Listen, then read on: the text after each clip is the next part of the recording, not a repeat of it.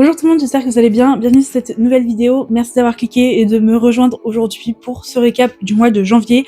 Récap essentiellement littéraire, malheureusement. Je suis pas beaucoup sortie. Le mois de janvier, c'est un peu la sortie, vous savez, la sortie des fêtes, on a plus trop d'argent.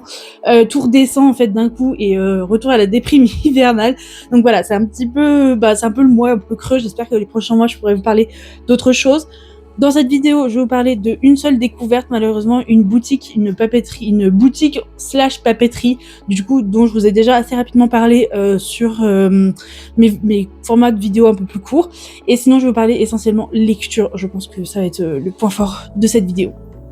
Pour commencer, je vais vous parler de la boutique Boule Coco. Je vous en avais parlé comme je vous disais, sur mes vidéos courtes. C'est une boutique qui se trouve à Lyon 2, derrière Ampère, en fait. C'est une boutique où c'est une jeune femme qui vend, en fait, des bijoux et tout un tas de choses, et qui a tout un petit corner, en fait, qu'elle a monté après un voyage au Japon, où elle a ramené beaucoup de papeterie, et donc elle revend un peu cette papeterie qu'elle a ramenée de son voyage. Là, vous allez trouver vraiment des choses mignonnes. Je vous avais fait, il y a pas si longtemps, une vidéo papeterie, justement les papeteries de Lyon, et je ne sais pas si vous vous rappelez ou si vous l'avez vu, mais malheureusement ça a été un échec absolument total. Et là du coup je suis tombée sur cette boutique, je me suis dit mais en fait le problème de ces boutiques, c'est qu'elles ne sont pas répertoriées comme papeterie, elles ne sont pas répertoriées comme des boutiques en fait qui vendent des accessoires de journaling, des choses comme ça. Il y en a pas mal à Paris, mais à Lyon c'est vrai que c'est hyper creux. Donc Boule Coco, j'ai pu y aller. La personne qui tient cette boutique est absolument adorable, je vous conseille d'y aller régulièrement parce qu'elle a l'air de faire tourner ses stocks. J'espère qu'elle va bientôt retourner au Japon pour nous ramener des petites pépites. Mais du coup, j'avais trouvé 2-3 trucs et j'en étais absolument ravie. Écoutez, trêve de blabla, je vais passer directement au livre parce que du coup, ce récap malheureusement va tourner essentiellement autour de ça. J'ai lu 5 livres au mois de janvier. Il y en a un que j'ai déjà revendu, vous allez comprendre pourquoi, et c'est celui par lequel je vais malheureusement commencer. Le premier livre que j'ai lu en 2025, c'est la librairie du Cinnamon Roll de Laurie Gilmore, l'autrice aussi de le Pumpkin Spice Café. J'avais adoré le Pumpkin Spice Café, je l'avais pas acheté, enfin je l'avais mais sur liseuse, tout ça, et je m'étais dit mais j'avais adoré. Et quand j'ai vu qu'il y avait du coup la suite qui avait été traduite, j'ai foncé. Donc j'ai acheté la librairie du Cinnamon Roll. J'ai détesté. Voilà, je ne sais pas pourquoi j'ai détesté, je ne sais pas si du coup j'étais pas dans un bon mood, sachant que j'ai absolument adoré lire la librairie du Cinnamon Roll. La lumière est un peu catastrophique aujourd'hui, je m'en excuse, du coup je suis obligée d'allumer. Oui, je sais plus comment, enfin le Pumpkin Spice Café, mais j'ai vraiment adoré ce livre, et pour le coup Cinnamon Roll j'ai détesté. Il se passe clairement rien en fait. Je trouve que c'est un livre, je suis désolée de le démonter et de démonter l'autrice d'ailleurs parce que j'ai vraiment adoré son premier livre, mais vraiment c'était du rien en fait. C'était vraiment un livre autour de vide. J'ai pas du tout aimé la manière dont c'était monté. C'est une romance, mais franchement il y a beaucoup mieux comme romance. C'est pas très bien écrit honnêtement.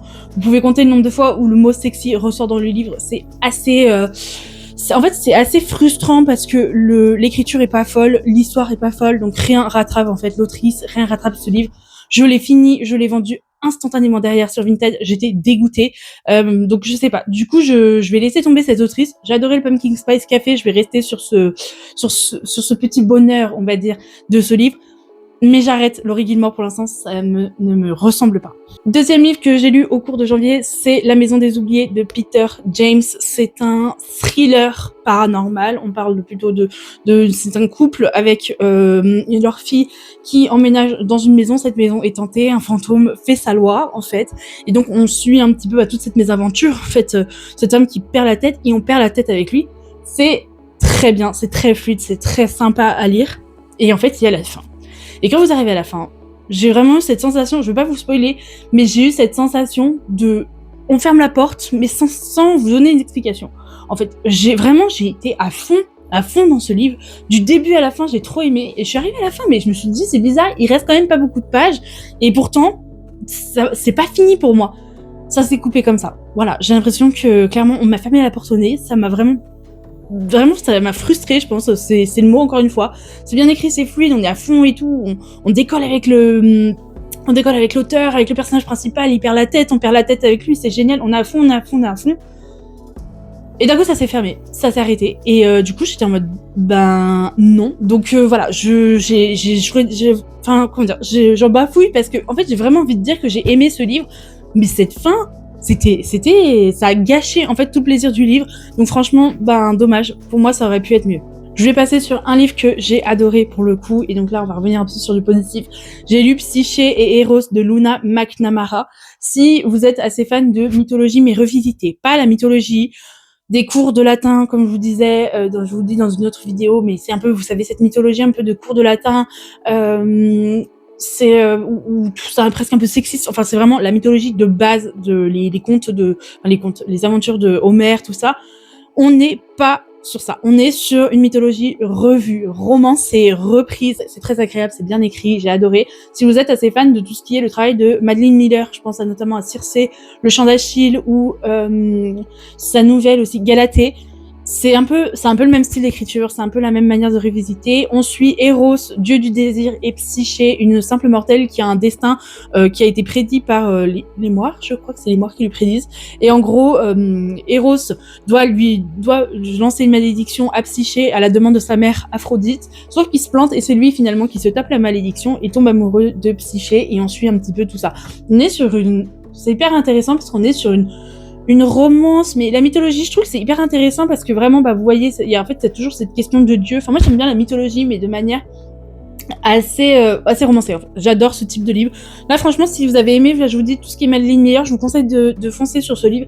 Vraiment bien écrit, vraiment bien. Il est pas très long, honnêtement. Alors, dites-moi si je suis la seule à faire ça, mais j'ai toujours le nombre de chapitres et le nombre de pages en post-it sur mes livres. Mais comme vous pouvez le voir, en fait, il y a pas mal de chapitres, mais j'ai moins de 400 pages, donc je trouve vraiment intéressant. Je suis cette année jury pour le prix Relais Poche, donc de 2026. Du coup, je reçois 2 livres par mois jusqu'à mai, donc je vous en parlerai parce que je vais les lire forcément et les noter.